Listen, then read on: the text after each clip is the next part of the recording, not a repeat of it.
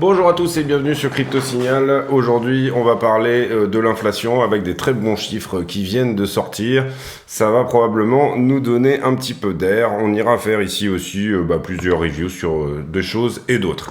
Alors, vous le voyez, le rapport de l'inflation qui est sorti il y a 2 minutes, il est 14h32. Il nous montre que on a une inflation pour le All Items, donc le headline CPI, bien évidemment, de 7,7%, d'accord, pour en year over year, c'est-à-dire d'une année sur l'autre. Et on a une inflation pour tout ce qui concerne le core CPI de 6,3%. Qu'est-ce que nous disait le consensus? Le consensus nous disait... Ah bah tiens, ça y est, les chiffres sont là. Le consensus nous disait 8%, donc on est 0,3 en dessous. Et on avait pour le core CPI un consensus qui nous disait 6,5 et on est 0,2 en dessous. Donc c'est une très bonne nouvelle, l'inflation baisse et donc du coup, bien évidemment, Bitcoin et les assets à risque en récupèrent, on va dire, les fruits, en tout cas à court terme. Ça veut dire que tout simplement l'inflation est en train de trouver ici plus ou moins une diminution. On va pas parler ici de top pour le moment, puisqu'il faut quand même faire attention. On a eu déjà des faux signaux par le passé, mais voilà. Donc du coup, ici, on va mettre à jour notre chart. Et vous allez voir que ça va relativement bien vous parler. Ici, on a dit donc 6,3. Je me mets à 6,3 ici. On doit être quelque part par là. Voilà. On change un petit peu ça. Désolé, je le fais en direct avec vous, mais puisque je viens juste d'avoir l'info. Donc du coup... Voilà, et ici, on a dit en tout, on est à 7,7. Donc, ça nous emmène à 6,3, 1,4 pour tout ce qui est des commodités. La très bonne nouvelle là-dedans, et vraiment, elle est très bonne, c'est que vous le voyez, l'inflation que je qualifierais d'inflation de demande, c'est très profane comme terme, mais voilà, on va la garder comme ceci, eh bien, est en train de diminuer. Donc, c'est sur celle-là que la Fed a effectivement un vrai agissement avec ses outils. L'inflation autour des commodités, tout ce qu'on appellera le pétrole, le blé, etc., est également en train de diminuer, mais c'était déjà le cas, vous le voyez ici, depuis les 3,2%, on était sur une diminution constante. Extrêmement intéressant, donc ces chiffres sont vraiment très très bons.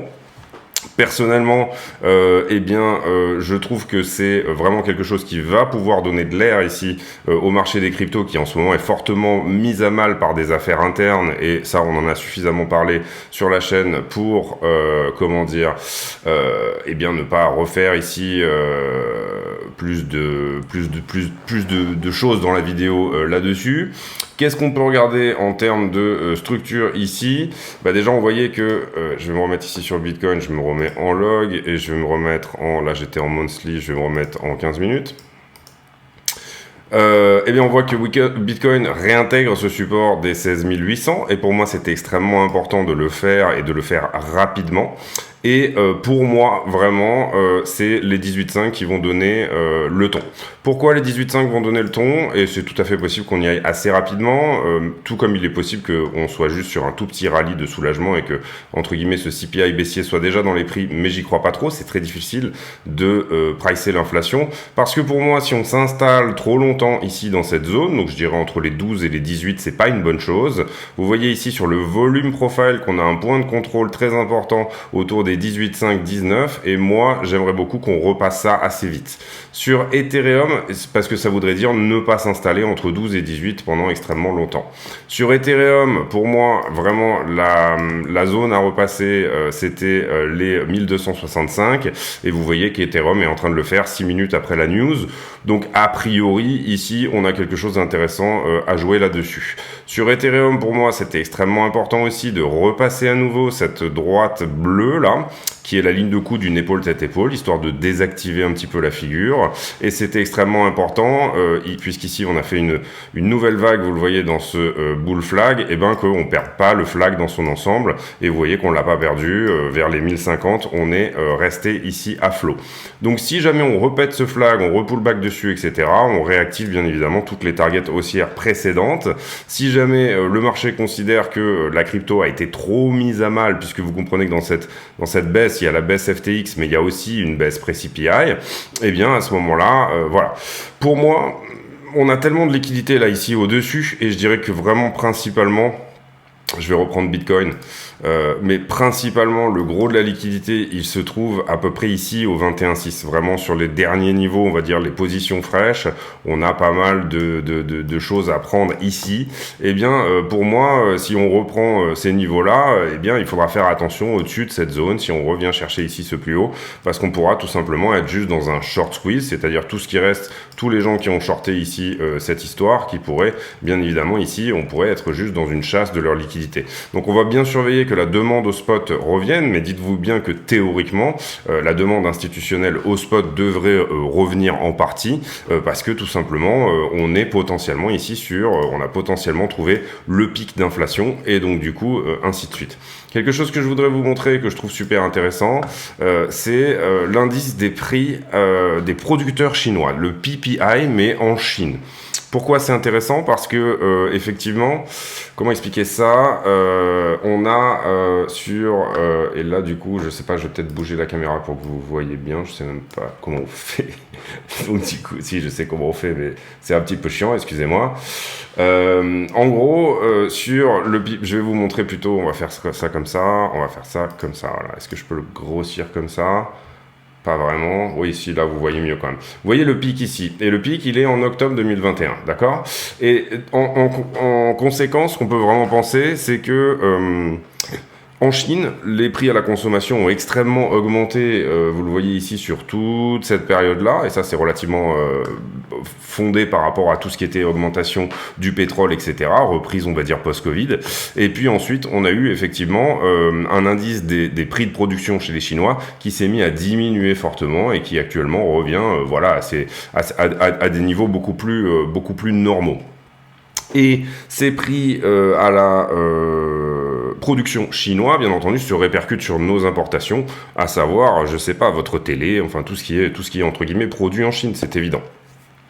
Et là, on voit une structure annuelle, c'est ça que je trouve intéressant, c'est-à-dire que on voit vraiment qu'on avait en octobre 2021 trouvé un pic, et que en year over year, ce prix ce prix de production à la diminution va se répercuter sur le prix de nos importations, etc. Donc au final, pour les retail, eh bien évidemment, retrouver ici peut-être quelque chose de plus, on va dire, normal. Donc en year over year, on peut penser que la correction des commodités il y a un an a réussi à faire corriger les prix à la production en Chine, à les ramener à des niveaux beaucoup plus normaux, et que cette désinflation des prix de production chez les Chinois va nous permettre ici de retrouver une inflation à des niveaux un peu plus corrects. Donc voilà, extrêmement important de regarder tout ça. Maintenant, on va faire la vidéo habituelle, c'est-à-dire les liquidités, etc. Petit point assez important à comprendre également, c'est que, et on en a parlé ici du coup sur le... on en a parlé sur le Discord, excusez-moi, et ben du coup il y a un problème en ce moment, peut-être potentiellement un DPEG de l'USDT, donc attention à ça. Je pense pas que ce DPEG soit réellement systémique, c'est-à-dire que je ne pense pas qu'effectivement cette histoire de 70% de l'USDT acquis par Alameda tienne. Au niveau des maths, ça tient pas du tout, mais par contre c'est un FUD, donc du coup attention à ça parce que ça peut créer des mouvements plus importants, etc. Donc n'hésitez pas également à vous hedger par rapport à ça, même si vous allez rajouter au problème en modifiant vos USDT pour autre chose, eh bien, il faut bien évidemment comprendre ici que ça fait partie du risk management normal. Je sais pas si... Ouais, on va regarder là. Puisque je vous parle du DPEG, on va le regarder ensemble. Vous voyez qu'ici, Tether est effectivement descendu à 0,9820, donc il a perdu 2%. Théoriquement, il est censé rester en face du dollar. À l'instant T, il vient de repeg à 1 dollar. Mais il y a peut-être ici quelque chose qu'il se passe, une attaque qu'on ne connaît pas, ou voilà, quelque chose... voilà. Ce qu'on pourrait penser, pensez, et là en l'occurrence ce tweet-là, qui je pense a commencé un peu l'histoire, parle de Alameda, une attaque d'Alameda. Sincèrement, je vois pas du tout l'intérêt pour Alameda, ni même, je pense pas qu'ils ont la trésorerie de faire ce genre de choses. Par contre, on sait que BlackRock était exposé sur Alameda. Donc il est possible et BlackRock, je vous le rappelle, est partie intégrante de l'USDC avec Coinbase, la firme Circle. Donc on pourrait penser qu'il s'agit plus ou moins d'un coup pour pouvoir éventuellement reprendre des parts de marché en ce qui concerne Tether, puisque on avait quasiment ici sur le dernier FUD Tether. Hop, je reviens ici sur le classement. Vous voyez que l'USDC, donc qui est un petit peu backé par BlackRock, et FTX, vous l'avez compris, FTX avait fait une levée de fonds il y a de ça un an, je crois, de 400 millions, et BlackRock on a pris parti, donc ils ont certainement perdu un petit peu d'argent, mais qui ne correspond à rien par rapport aux 10 trillions qu'ils ont en gestion. Mais globalement, ici, vous comprenez que Tether a repris des parts de marché. On est revenu ici à 69 pour 43, et le BUSD qui a finalement volé une partie des parts de marché de BlackRock. Donc il y a un petit peu un troisième intervenant qui va arriver, je pense, là dans le game, qui en fait agissait un petit peu avant sous forme de STX et de l'USDC, et qui va potentiellement ici être BlackRock. Donc voilà, regardez un peu ça, peut-être hedgez-vous si vous le souhaitez là-dessus, mais bien entendu, je vous en fais part. On revient donc sur le CPI, donc je vous ai expliqué que ça c'était plutôt une bonne nouvelle, donc théoriquement on va s'attendre ici à un petit rallye de soulagement, la question étant jusqu'où, et la question étant est-ce qu'on va reprendre des niveaux très importants, moi en ce qui me concerne, à savoir comme je vous l'ai dit, reprendre et tenir, hein, bien évidemment, 1265 sur Ether, et on a parlé des 18,5 sur Bitcoin. On va maintenant vite fait aller faire les news, et elles sont probablement soit autour des élections, soit autour de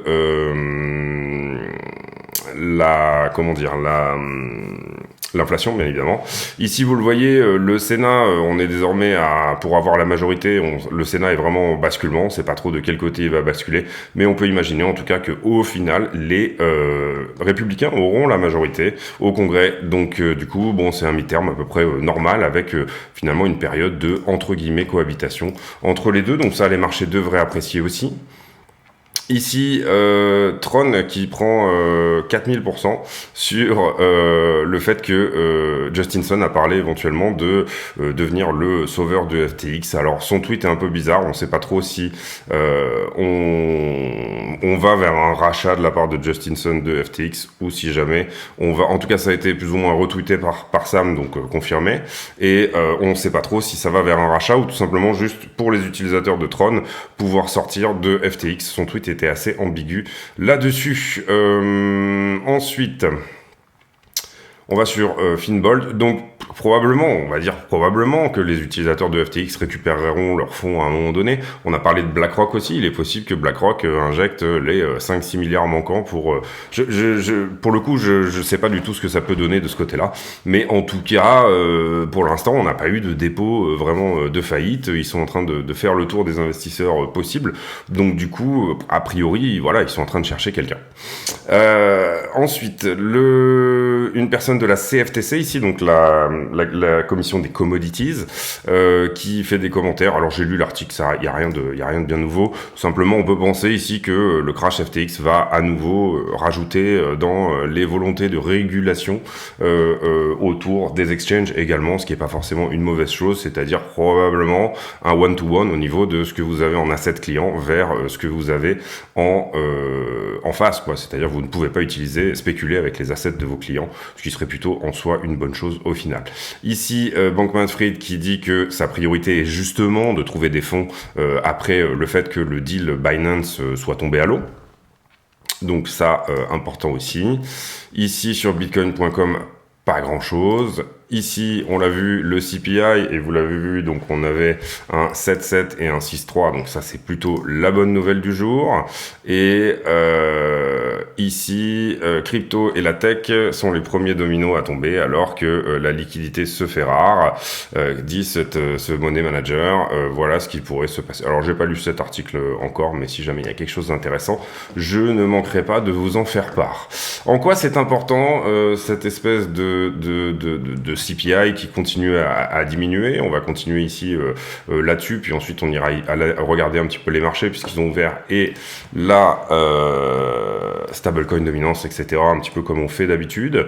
Eh bien, c'est important parce que, comme vous le voyez ici, on a cette espèce de resserrement. Donc, effectivement, les commodités continuent, et vous comprenez ici qu'on avait des négativités pendant le Covid sur les prix de l'énergie diminuer littéralement. Donc ça, c'est plutôt une bonne nouvelle que les commodités se resserrent. Et surtout, la très bonne nouvelle, c'est ce pic qu'on a trouvé, et le marché va probablement bien réagir à cette histoire de... Alors, ça va pas forcément être instantané, on peut avoir un mouvement dans les deux sens, on peut avoir des tas de choses, mais il va forcément bien réagir au fait que le core CPI est enfin à la descente. Ici, vous comprenez que on avait eu une descente, et c'était en février, mars, et on a eu à ce moment-là un rallye sur Bitcoin, et là en gros on a à nouveau une descente. On a aussi un pic ici qui est confirmé. Ici on avait pensé que le headline CPI, et ça finalement ça nous avait remis dedans, c'est-à-dire que les commodités ici avaient réaugmenté, et donc du coup on avait annihilé finalement cette possibilité de bull market, de reprise haussière.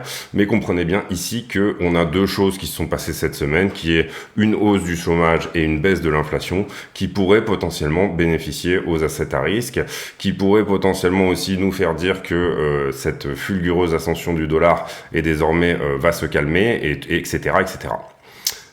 On se remet ici en 1 heure, et on regarde du coup la stablecoin dominance. Ouais, je vais me remettre en log, pardon. Et donc du coup, ici, on voit que la stablecoin dominance, là, est passée de quasi 19% à 17%, et qu'on est en train potentiellement ici de voir, on avait eu ici cette structure qui avait pété vers le haut, on est potentiellement ici de voir à minima un retest des 16, voire peut-être en dessous, c'est-à-dire réintégrer, revenir ici sur cette droite-là. Je crois que c'était hier, j'avais parlé d'une potentielle épaule tête-épaule. Vous comprenez qu'elle est littéralement invalidée dorénavant, puisque moi j'avais parlé de la potentialité de faire ceci, et c'était bien évidemment extrêmement early. Et donc là, effectivement, si on cassait d'atteindre effectivement cette droite-là, là il semblerait qu'on soit plutôt en train de faire une sorte de triangle ascendant, qui est une figure bearish, et qui a une target encore plus basse, au sens où si jamais on pète en bas, encore une fois, il faut faire attention, je dis pas que c'est ce qu'on va faire, je dis que ça pourrait être quelque chose à envisager. Si on revoit ici la stablecoin dominance descendre sous les 14%, on a peut-être des chances qu'elle aille à 11. Donc voilà. Donc en fait, finalement, revenir faire un tour en bas du flag, enfin c'est ça l'idée. Vous le voyez, ce gros flag là, à un moment donné, on se dit que peut-être la stablecoin dominance sera à 30%, donc cette figure elle est haussière si on n'arrive pas à la péter en bas. Ici désormais, vous voyez que ce flag a moins de probabilité d'arriver, au sens où on est monté très haut là, donc on est plutôt ici sur une autre figure qui serait peut-être un biseau qui monte, etc. Enfin, on refera cette analyse un petit peu, dès que la structure aura un petit peu plus de gueule, on pourra éventuellement refaire cette analyse. Ici, vous voyez qu'Ethereum est un petit peu le grand gagnant, Ethereum contre BTC, enfin le grand gagnant, je mets ça entre guillemets parce que c'est pas vraiment le cas, mais vous comprenez ici que sur ce type de mouvement, eh ben, on repart sur du risque, donc potentiellement, ici, on a eu un ETH BTC qui nous fait plus 7, et on a un ETH désormais qui nous fait plus 20 depuis hier, alors que BTC ne fait entre guillemets que plus 10. Voilà. Qu'est-ce que je voulais vous montrer d'autre Qu'est-ce que je voulais vous montrer d'autre? Oui, on a l'action Coinbase aussi qui avait complètement dévissé. On va voir comment elle cote aujourd'hui. Là, vous voyez, on a ici Coinbase qui avait littéralement dévissé sur le fond de ce FUD également, et bien évidemment le prix du Bitcoin, etc. Là, on est pré-marché. Ici, vous voyez, alors là, pardon, c'était cela, mais Marathon Digital également qui nous avait fait une sacrée frousse. Et puis, MicroStrategy également. On va voir comment ça recote ici à l'ouverture. On va peut-être aller faire un tour juste sur les futurs pour voir un petit peu ce que ça nous dit à l'instant T.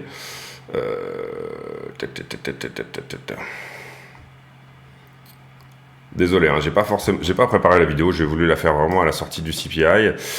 Sur les futurs, pour l'instant, ça cote pas ici, donc pardon, on va prendre les futurs ici. Vous voyez que ça nous a amené effectivement cette hausse ici sur de 3,7 à 3,865. Pour le moment, c'est pas fulgurant non plus.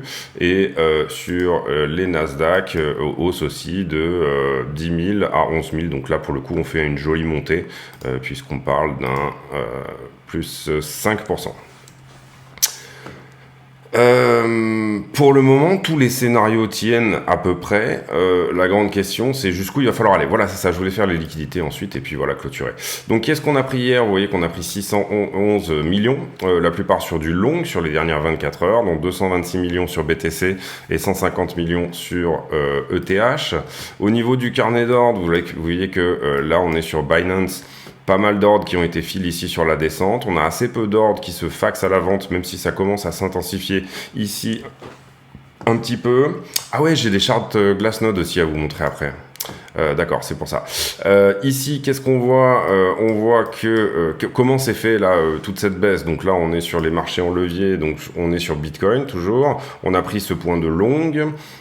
Ici, on était principalement sur du short. Vous le voyez que le funding est en train de descendre là. Donc pour moi, ce point-là, on peut l'épaissir un petit peu, c'est-à-dire qu'il est relativement important à prendre autour des 18 000, puisque le mouvement a continué. On a vraiment, même si on perd du contrat, on a quand même un funding ici qui est plongeant. On recommence à prendre du long à partir d'ici, donc attention au 15,5, on a quand même du monde qui est un petit peu là-dedans, même si c'est pas fulgurant. Vous voyez que l'Open Interest en ce moment, il est assez flat, hein, globalement. Ici, plus grand monde qui veut rentrer sur BTC, donc voilà. Ensuite, qu'est-ce qu'on a? Peut-être que ça va être le cas avec ce CPI d'ailleurs. Ensuite, qu'est-ce qu'on a? Plutôt du long ici. On s'était positionné sur du short ici, mais vous voyez que le niveau a été pris. Et puis après, pour le reste, on verra demain. On va regarder ETH.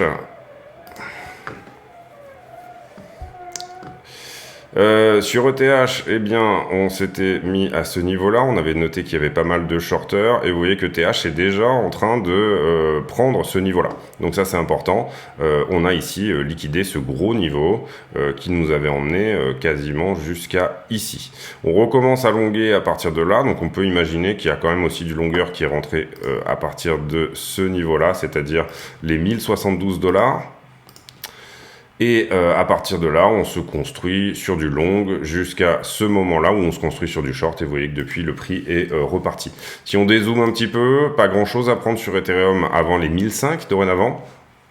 Et quelque chose à prendre potentiellement aux 1000, mais vous allez voir que sur la route, il y a quand même pas mal de liquidités. Vous voyez ici le CVD au spot qui se retourne sur Ether, donc ça c'est intéressant, c'est plus ou moins le genre d'info qui pourrait penser que le long sera de mise. Maintenant, encore une fois, sur ces news-là, il faut faire attention aux mouvements dans les deux sens, donc essayer d'éviter les leviers, ce genre de choses, et plutôt prendre un asset qui va bouger très fort, mais sans réellement avoir de prix de liquidation.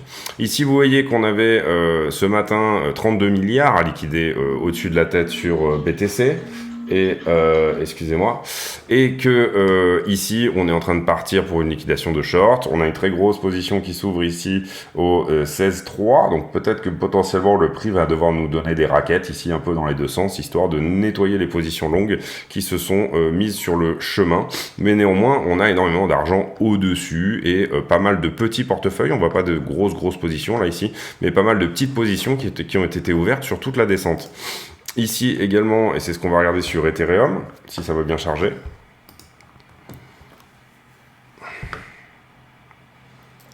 Depuis donc l'info du CPI qui, je le rappelle, est sorti maintenant il y a 23 minutes. Eh bien, même chose sur Ethereum, on avait 24 milliards, et maintenant on va s'occuper un petit peu de tout le monde qu'il peut y avoir au-dessus. Peut-être une raquette, encore une fois, là ici, pour sortir cette grosse position, c'est peut-être ici. C'est pour ça que des fois, vous avez bien entendu des oscillations de mouvement dans les deux sens sur ce type de mouvement. Maintenant, la heatmap sur Bitcoin, et on va regarder que la 7 jours, parce que pour moi, c'est vraiment celle qui a bien fonctionné. dernièrement, et puis après on clôturera.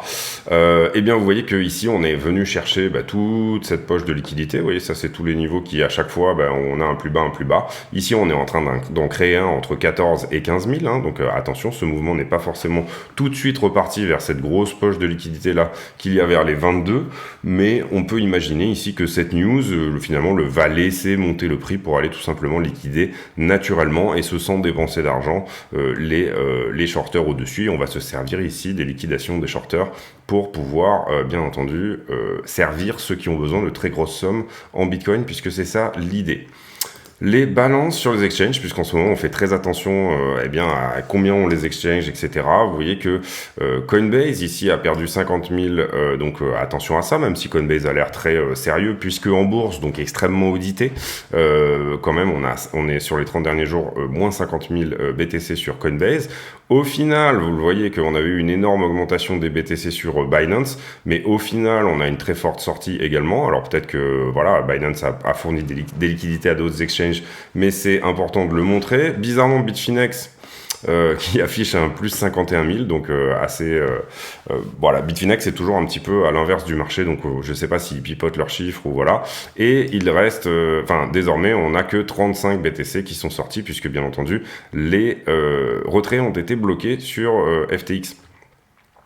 Donc la balance en Bitcoin sur les exchanges, elle est en train de sortir, les gens sortent leur Bitcoin des exchanges, tout à fait dans le mouvement que je vous avais expliqué il y a quelques jours, c'est-à-dire mieux vaut ici se mettre à l'abri sur des cold wallets que d'avoir tout simplement son argent sur des exchanges, dans la mesure où on ne connaît pas la contagion qui peut être faite par rapport à FTX, et là tout le monde y va un petit peu de son petit laïus en disant oui, nos assets nous sont backés, etc.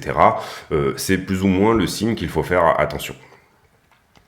La Fed, prochain CPI, j'espère que ça a évolué ici en fonction de la news, mais je pense pas que ça soit déjà sur le watch tool. Si.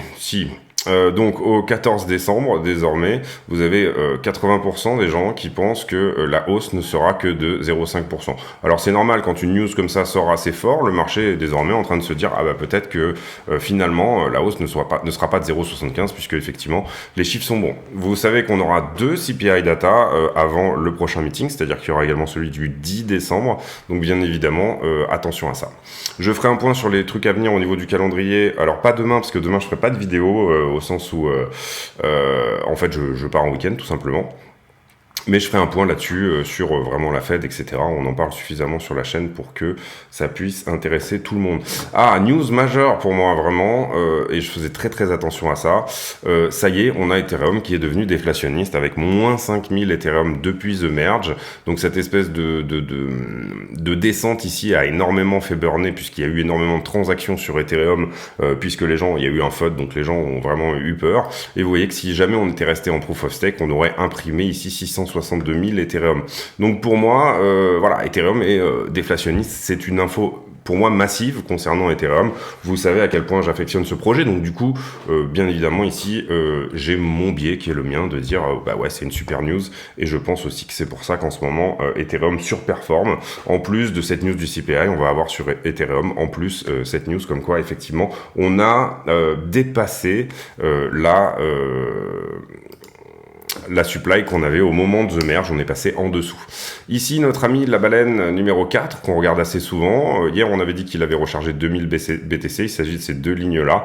Et aujourd'hui, à nouveau, enfin en tout cas autour des 16 000, 15-16 000, il a rechargé à nouveau 2000 BTC. Donc ce portefeuille est très bien géré. Donc moi, j'aime bien le regarder. Ça me donne un petit peu un sentiment de marché.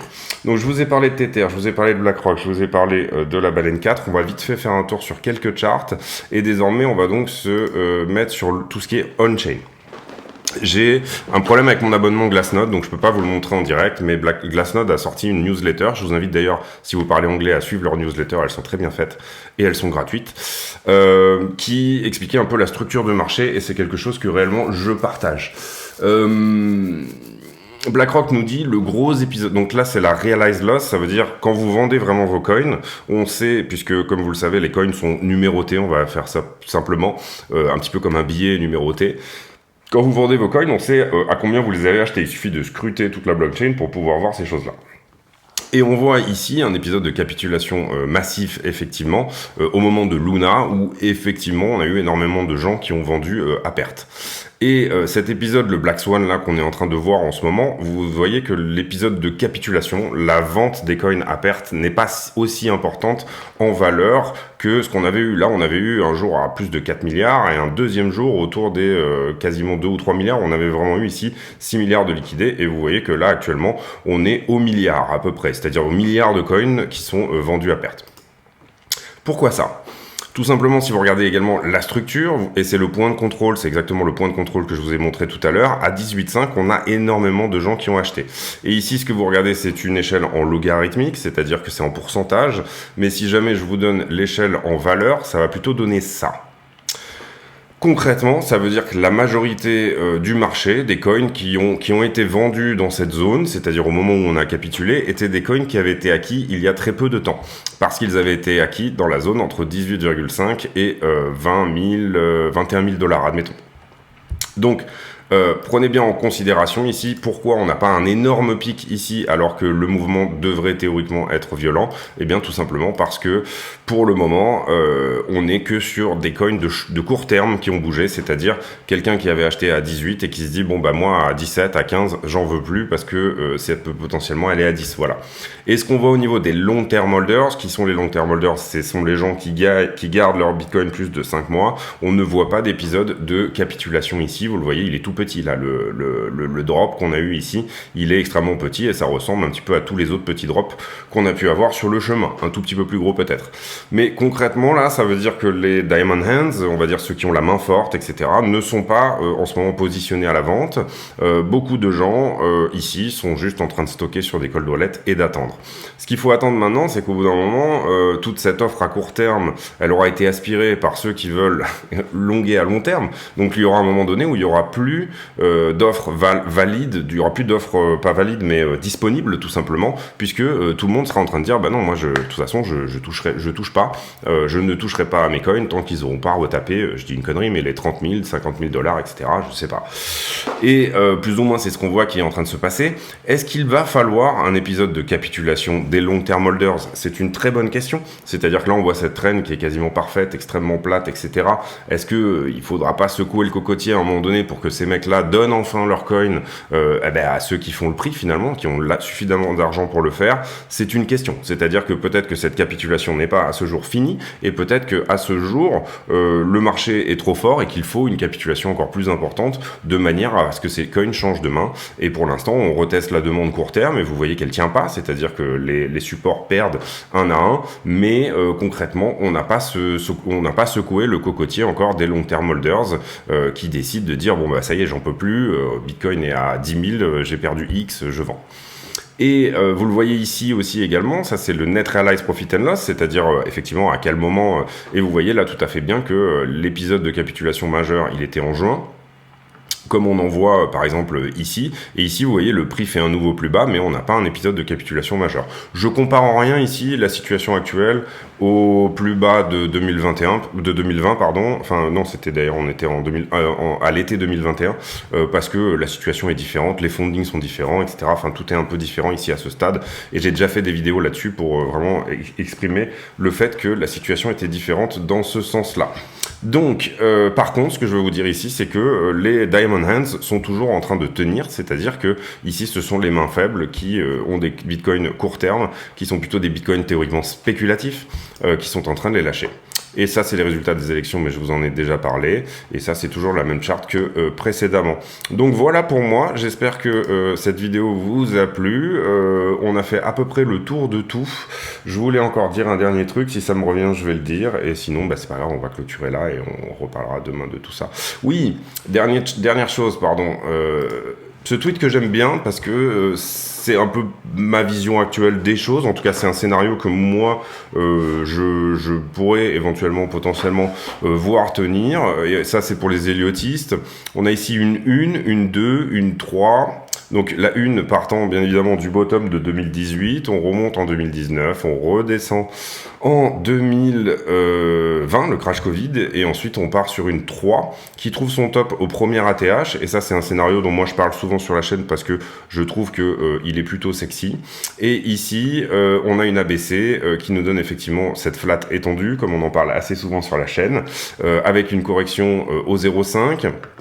Intéressant, c'est que là, il a mis un éventail de gamme. Vous voyez qu'on touche la 4 pour 1 à chaque plus bas. Donc, ça serait potentiellement le support de croissance, on va dire, depuis tout simplement le tout début.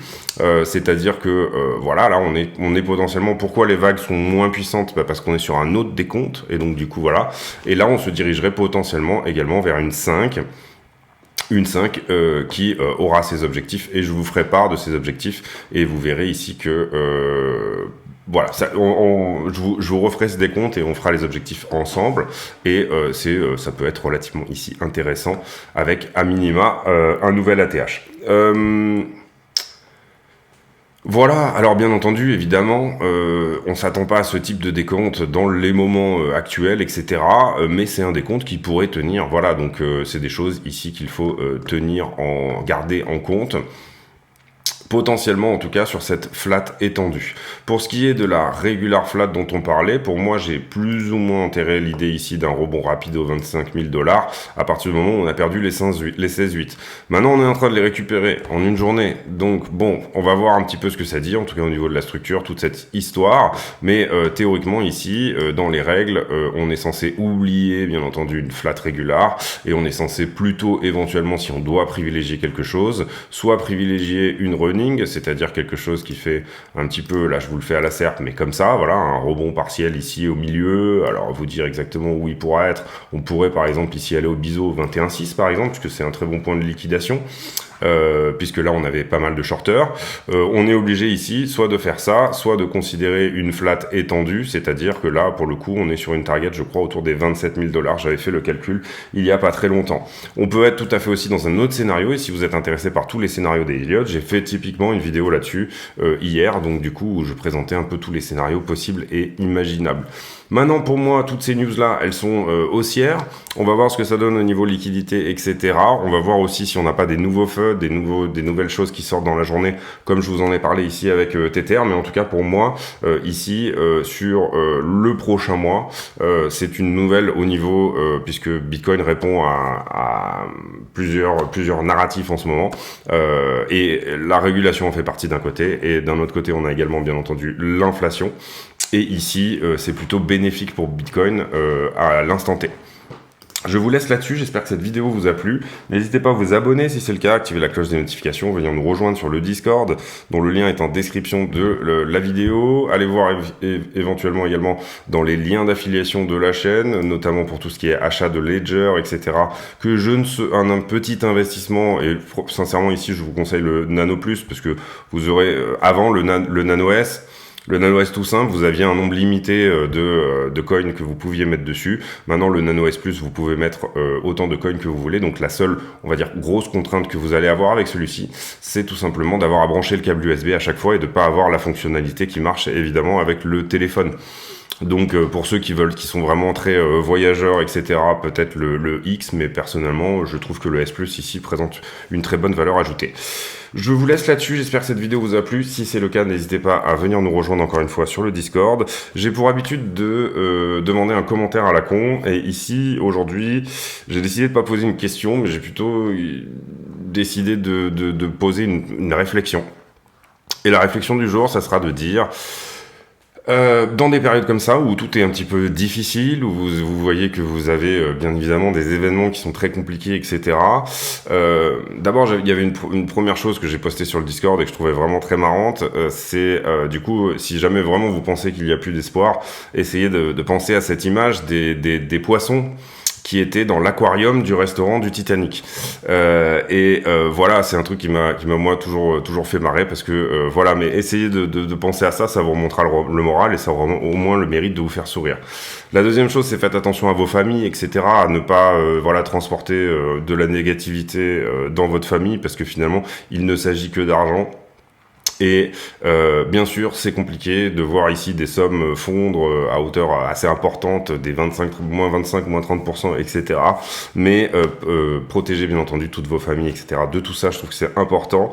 Et finalement, ça me fait penser à quelque chose que m'avait dit un Brésilien avec qui je travaillais dans mon autre vie d'avant. Et en fait, j'étais en train d'être gronchon toute la journée. Et du coup, je disais, ah, il y a tout le temps des problèmes, ça c'est un problème, ça c'est un problème, etc. Et ce Brésilien m'avait dit, tu sais... dans mon pays, on dit qu'il n'y a pas que des problèmes, mais il y a juste des solutions à trouver.